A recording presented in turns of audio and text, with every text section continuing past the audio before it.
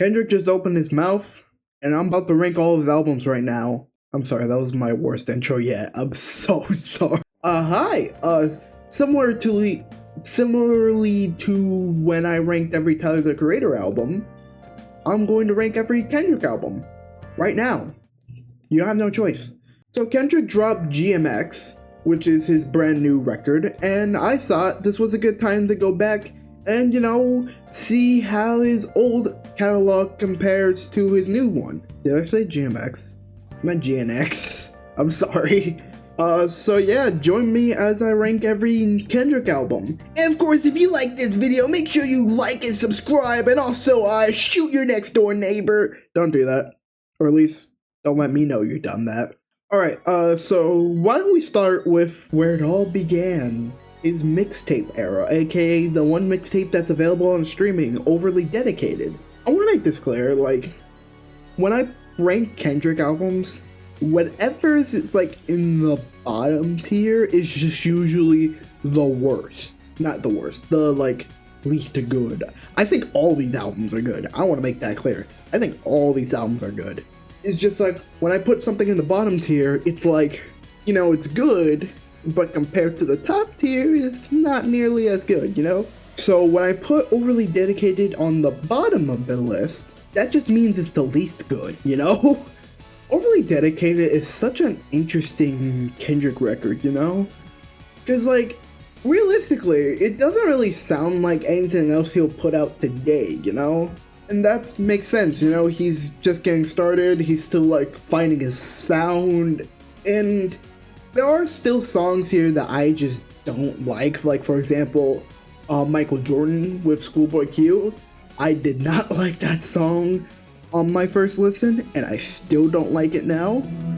Something about that song just sounds so obnoxious, I don't know, I just never really liked it as much as I wanted to, because I like Collard Greens, I like X, I like most songs with Kendrick and Schoolboy Q, but not Michael Jordan for some reason. Every other song here is either good, fine, or the occasional great song. My personal favorites from this album are PMP 1.5 with Kendrick, of course it has Kendrick Lamar. Yo, it has Kendrick Lamar in it? No way! Nah, but with Absol, Alien Girl, and probably Bob Wire. Those are probably my three favorites. And even then, I wouldn't really put any of those on Kendrick's higher discography more than I would just say they're good albums. They're good, not good albums, they're good songs. And of course there's also The Heart Part 2, which isn't on streaming, unfortunately. I don't know why. But it was on this album, and like every other Heart series, it's fantastic in almost every way. And there are songs on the streaming version that are just, for some reason, not here. Like Heaven and Hell, which is, it's a great song. And I would like it on streaming, please. Overall, though, Overly Dedicated is just it's good. It's a good starter. It's a good lead up to what would eventually become Kendrick's debut album, which is Section 80. You know what? Hold on. I got an idea. Editor?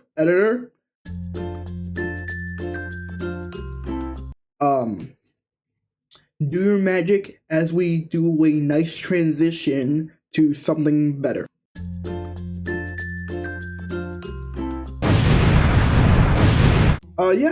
So I think a number ranking will probably fit this conversation a bit better, since I don't want to make it seem like I hate every album on this list, And it's gonna be very much like that, because I'm putting Section 80, where would I put it?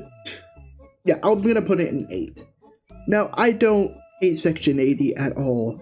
In fact, if this was any other artist, this would probably be in number 2 or 3.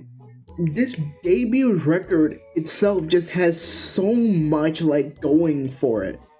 Of course, this is his debut, so there are still some growing pains, but at the end of the day, this is still a fantastic record. like front and back. Fucking Necessity is such a great opener.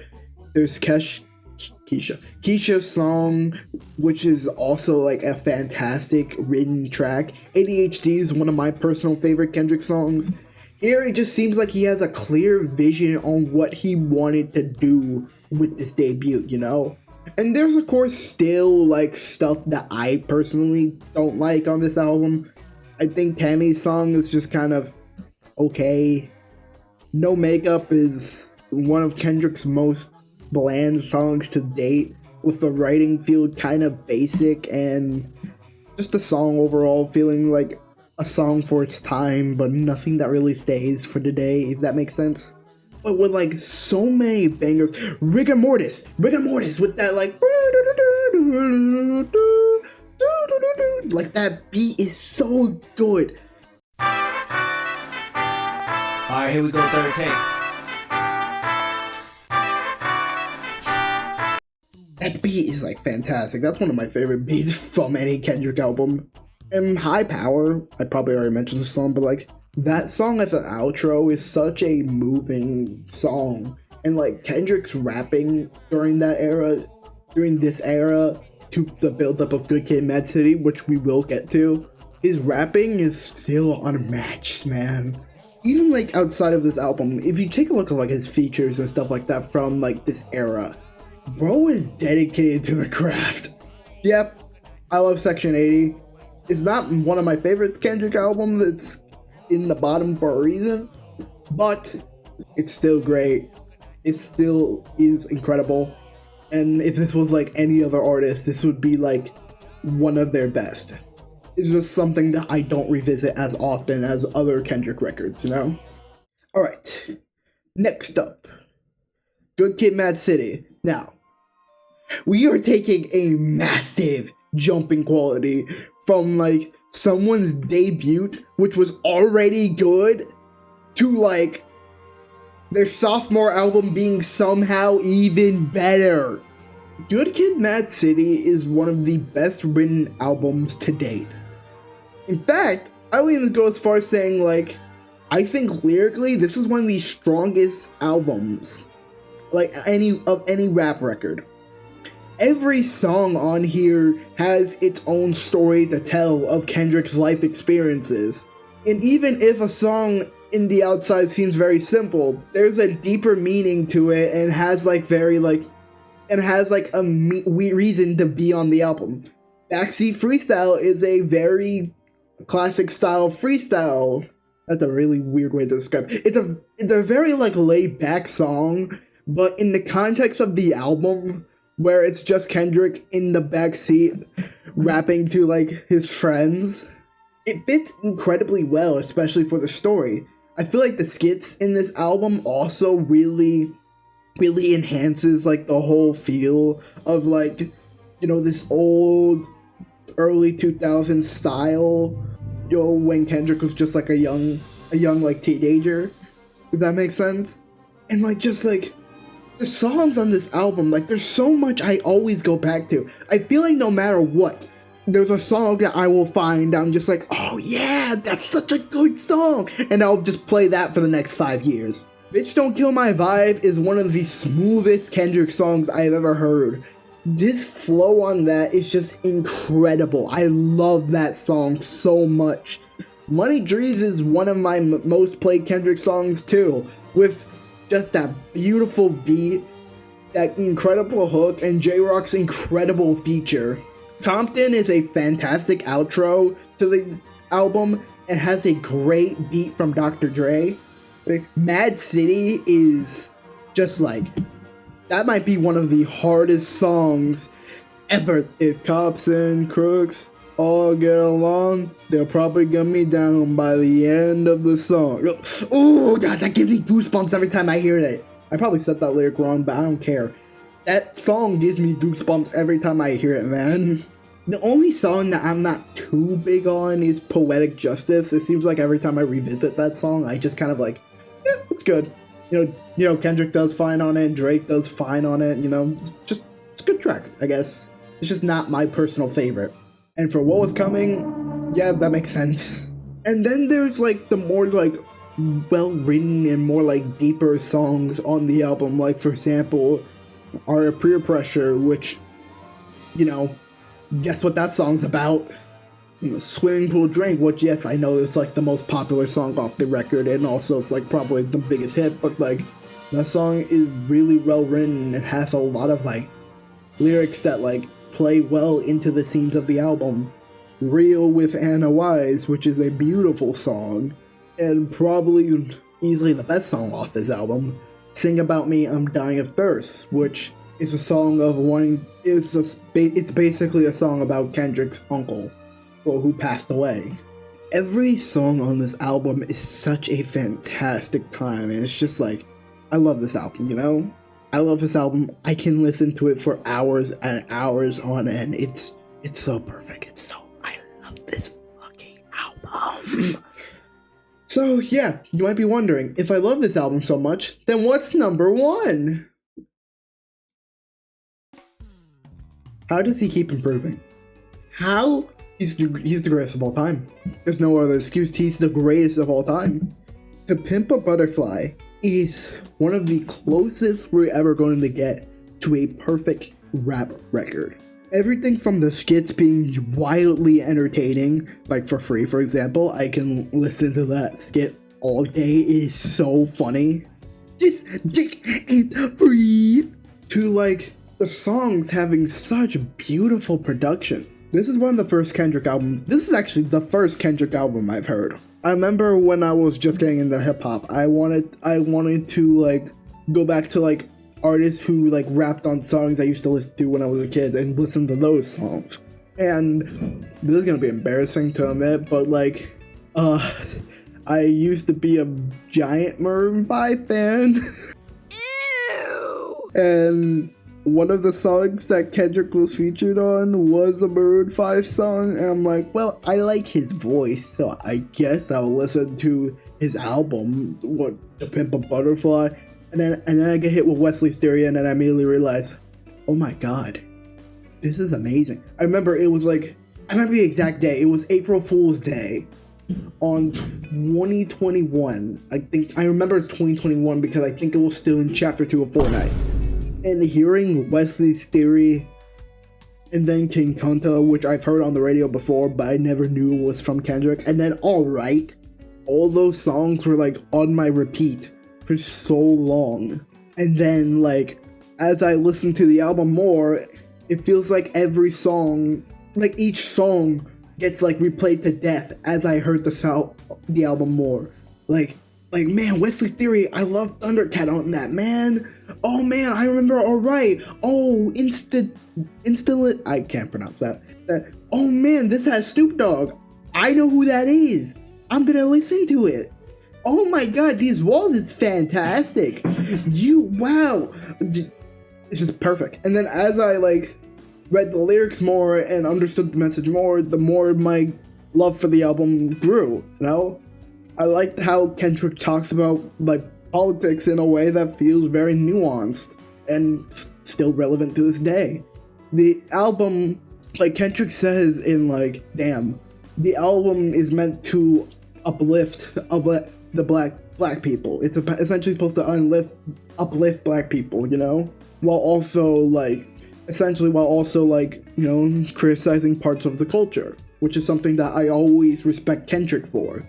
Respectfully criticizing culture. And like, even if you don't like the politics and you're like, oh man, I don't care about politics on my album, you still have like just fantastic songs. Like I mentioned, Wesley Theory, one of the greatest openers to any album, period. Just the minute I hear that jazzy sound to the song, it's like I start floating. And then there's just Kendrick's performances on each track that just like blow me away every time I hear it. Like that little, like, back to Wesley's Theory, that little like flow that he does at the end of the track. At the end of the track, like, what do you want? You want a house, a car, 40 acres, and a New York piano, and that flow. Like every time I hear it, I get so excited. I'm just like, oh, there we go. And then there's stuff like Blacker Than Berry, where there's stuff like Blacker Blacker the Berries, I can't talk today. Hood Politics, How Much a Dollar Cost, where I feel like has some of his best written work to date. And then Mortal Man is such a strange ending to the album, where he's just talking to Tupac, but I feel like it works in the context of the album, and it remains respectful to Tupac, you know, unlike a certain other person I know. I'm sorry. Everything about To Pimp a Butterfly is perfect in my opinion. This should be the golden standard for any rap record. It achieves everything it tries to do in such a beautiful way. And like, I'm a sucker for jazz rap albums. Beloved Paradise Jazz, listen to that album. That album's very underrated. But like, I'm a sucker for jazz albums, like jazz rap albums. So like, the production on this album would have already made it like really high on this list, but like, just like the fact that like so much from this album is so easily replayable while also being like, you know, a very, very solid written album. I'm sorry, it's gonna get number one no matter what. For a while, I would say Good Kid, Mad City was my favorite, but like, you know, Pimp a Butterfly grew on me way more, you know? And don't get me wrong, Good Kid, Mad City is still a fantastic album. Through and through, I still love Good Kid, Mad City. And I wouldn't blame someone for wanting to put that on their number one spot. But like, Butterfly has these walls, and I'm just saying that song clears. Alright, next one. Untitled Unmastered. I'll make this quick. I don't got too much to say on Untitled Unmastered, except fantastic. To me, Untitled Unmastered is just like the leftovers from To Pimp a Butterfly, so you know this album's gonna rate high anyways. Kendrick's leftovers are better than most people's actual albums. How do you get to that kind of skill level, man? There are so many songs on this album that I just go back to constantly, and like, just like, what do I even say? Like, do I just copy and paste what I said about To Put Butterfly onto this? Because like, what can I say about this album that is like not just applying to Pimp a Butterfly, if that makes sense? I don't know. To me, it's a fantastic compilation album. My favorite track from it is track 6. I really like that one. The only thing I don't like about Untitled Unmastered, I wish he gave these songs actual names.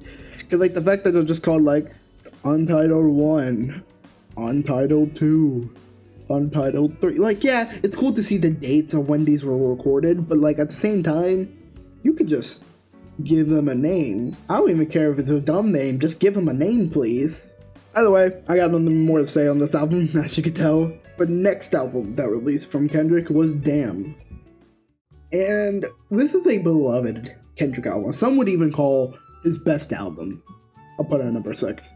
Don't get me wrong, I like Damn a lot, but like, there are stuff that I do think kind of hold it back, or compared to like his past few records, even Untitled Unmastered, I feel like it's such a jarring switch. Like, I feel like his past few records kind of had, it's hard to explain. I feel like Damn is way more commercial, you know? Let's just get that out of the way. Damn is a lot more like commercial than any other Kendrick album. Songs on this album that feel like way more like gearing towards hits, or like DNA, Element, Humble, and like, don't get me wrong, there's nothing wrong with that. I like all those songs. I think all those songs are great. It's just like, for my personal taste, I want something that like, you know, I don't know how to describe it. It's hard to describe why. I don't know. The point is, I like Damn a lot. I think Damn is a great album. Dare I say, a damn good album. And there are songs that I always do come back to on this album. I think that's like something that Damn's always gonna have. It's the most replayable Kendrick album. There was stuff like, of course, like I mentioned, DNA, there's Ya, Humble, Oh God, Love, Loyalty with Rihanna, which was fantastic. And then, of course, this has another Kendrick classic, Duckworth, which is one of his best written songs to date. And just the production on that song, too, is just beautiful. But, like, Damn is just great. There's nothing really more to it.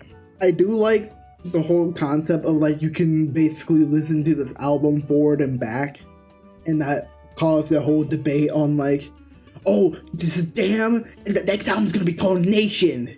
When that was never true, apparently. It's just like, you know, Damn is just a great album. There's nothing more to it, you know? If I had to listen to one Kendrick album, I wouldn't mind if it's just this one, you know? It's just compared to everything else, it's not as good, you know? It's not a 10 out of 10, it's just a 9 out of 10.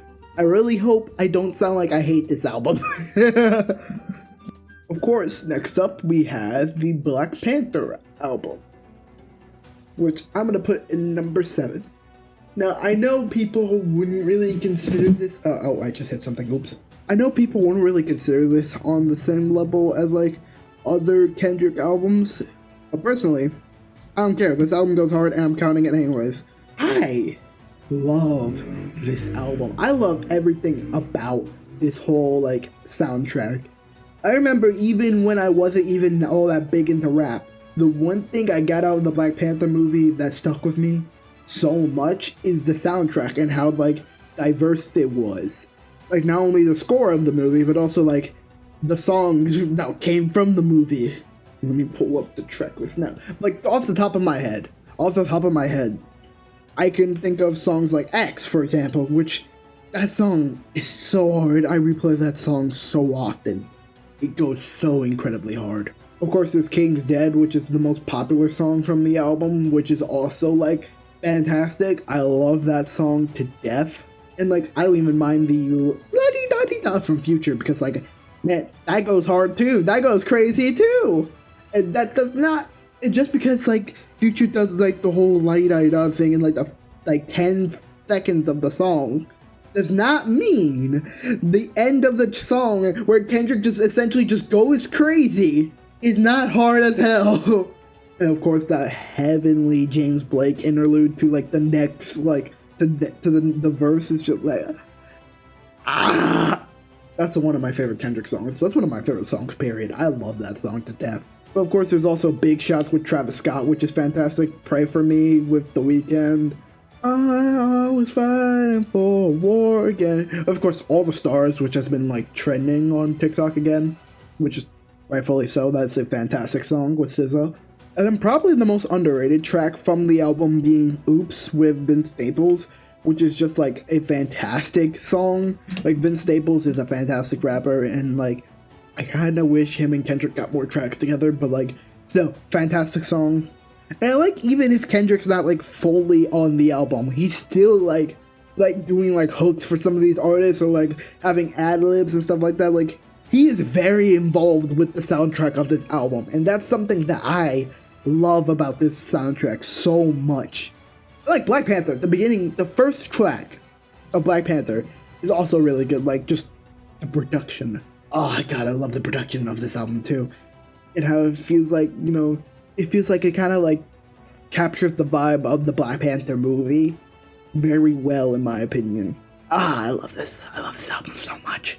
Yeah, there's nothing more to say. I really like the Black Panther soundtrack. Yeah, I would probably put it actually above Section 80, to be honest. Like, Section 80 has more of, like, a consistent, like, story to it. But, like, I go back to the Black Panther soundtrack more, to be honest. If I'm being completely honest, like, Section 80, I'll be completely honest, I almost never play that album compared to the Black Panther soundtrack. It's still, like, I'm not going to deny that it's probably a better album. I'm just putting it over the Black Panther album because I go back to that album more. Mr. Morale and the Big Steppers. The album that Drake called a brick. The one that J. Cole said tragic. He said it was tragic.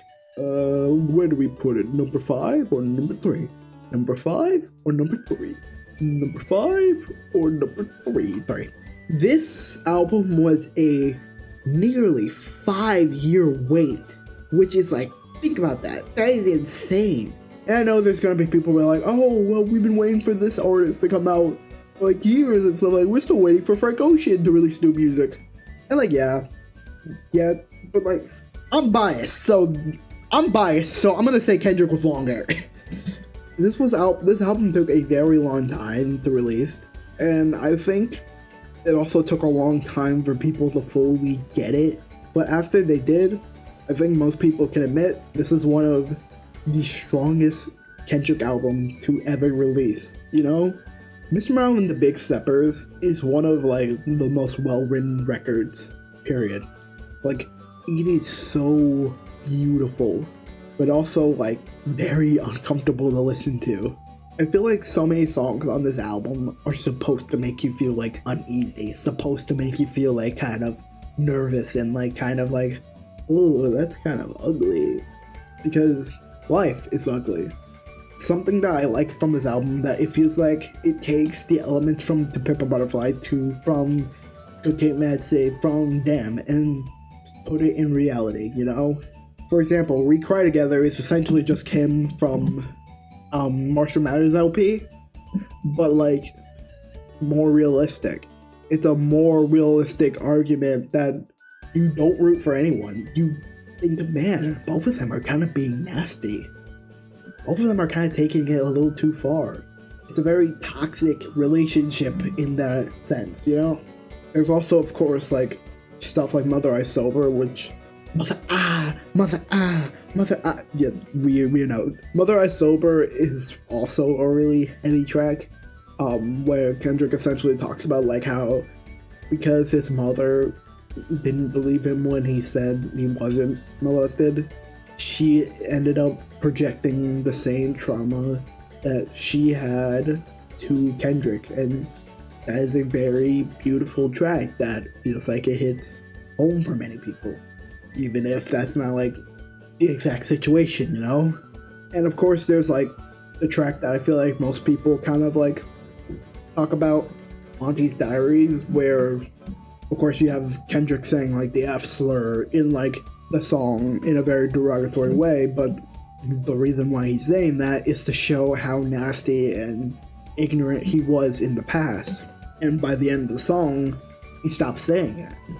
He stops saying it and realizes the struggles that he goes through, not the struggles that his uncle goes through, I meant, my fault, as a trans man. And I even like how the song kind of like criticizes black culture, where Kendrick essentially says like, we get so mad that like people say the N-word, but we use the F slur so often, you know, like that is a beautifully written song, you know? And of course you still have songs that are like, Father Time. That's my favorite song from this album, Father Time with Sampha. I love that Sampha hook. I love Kendrick's verses on that song, because it feels so like heavy. It feels like so like there's so much like baggage on that. But at the same time, he raps so like, the minute he starts rapping, it just captures your attention, you know? And of course there are still like bangers from this album, like Die Hard and N95. My personal favorite banger, Savior with Baby Keem. Are you happy for me? But like they do have like more layers to it, like N95 criticizing modern culture for being like so willing to say like this is a problem but not acting on it, and Savior essentially saying like we glorify so many people who really don't deserve it, or even if they do, you shouldn't be glorifying them. The whole point of like the beginning saying, basically telling you, yeah, this guy may be great, but he's not your savior. There's so much, like, it feels like every song on this album was put here for a reason, and this got added with the streaming version. There's also the Heart Part 5. It brings back that jazzy production from The Pimp a Butterfly that I love so much, but also it's just like a beautifully written song from every single angle. I could never get all of that song, and like, I don't know what else to say, man. Like, Heart Part 5 is like, you have to listen to it to understand its beauty, if that makes sense. Just like every song on this album just feels like there's so much like baggage put into it, you know? The only track here that I feel like I kind of understand if people be like, it's not that great, is Silent Hill with Kodak Black. I feel like I still like that song, but like, out of all the songs here, if I have to choose one that wasn't like my favorite, it would probably be Silent Hill. As an album, Mr. Morale and the Big Steppers is fantastic. It was a wonderful comeback to Kendrick. Cities! He has a bunch of bangers. Yippee, yippee! This is such a wildly different album from Mr. Morale and the Big Steppers. The way I would describe GNX is like, Did you like Not Like Us? You're probably going to like this new album then. Don't get me wrong, that's not a bad thing at all. It's number 5 for a reason. It feels like he took like the West Coast sound that he had with Not Like Us and applied it to like all the tracks here, which worked for me because I love that sound. I love the sound of Not Like Us. There are so many songs here that are just like off like first listen are just like fantastic, like Squabble Up, which thank God we finally got that song. We got like TV Off, Dodger Blue makes me feel like I'm just cruising late night, you know, all the lights are shining in my eyes. And of course there are still like songs that, you know, do have like deeper meaning into it, like Hard Part 6 of course, which is also a fantastic song. Not as good as Hard Part 5, but you know, I love it. Gloria with SZA and Man at the Garden, which has a fantastic like tribute to Nas's One Mic. But like for the most part, you're listening to this album to get bangers. That's really it.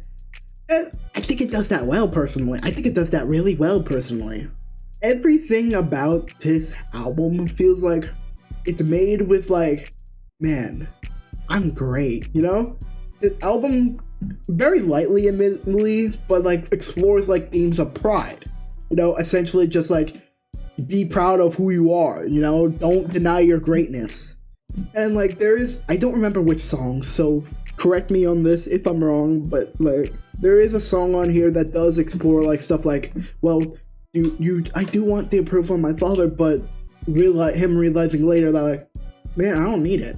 I know I'm great. Why do I need the approval? I know I'm great.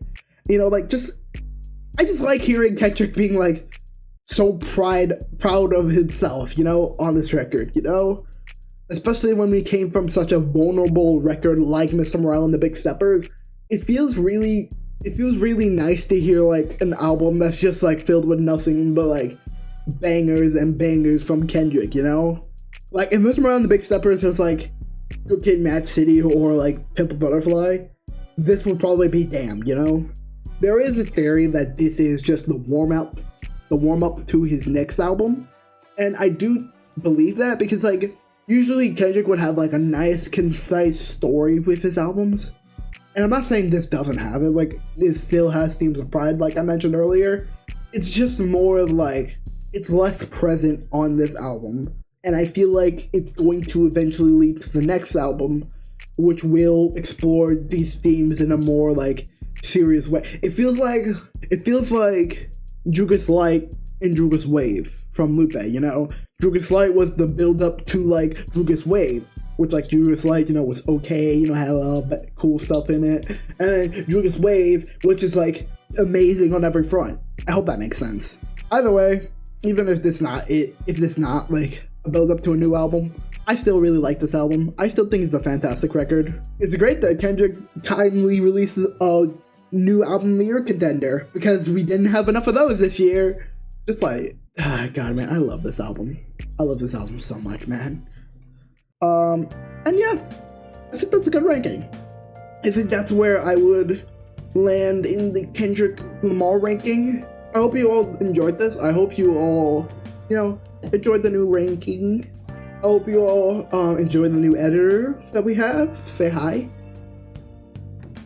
And yeah, this was just fun. This was just really fun. I hope to do more videos like this. I do plan an Uzi ranking later down the run. Not right now. I feel like 2 ranking videos is enough for now. But like, you know, this was fun. That's really all I can say. This was really fun. Alright, nothing more to say. Bye. Subscribe or Kendrick's gonna drop a Meet the Grams type diss track on you. I wanna take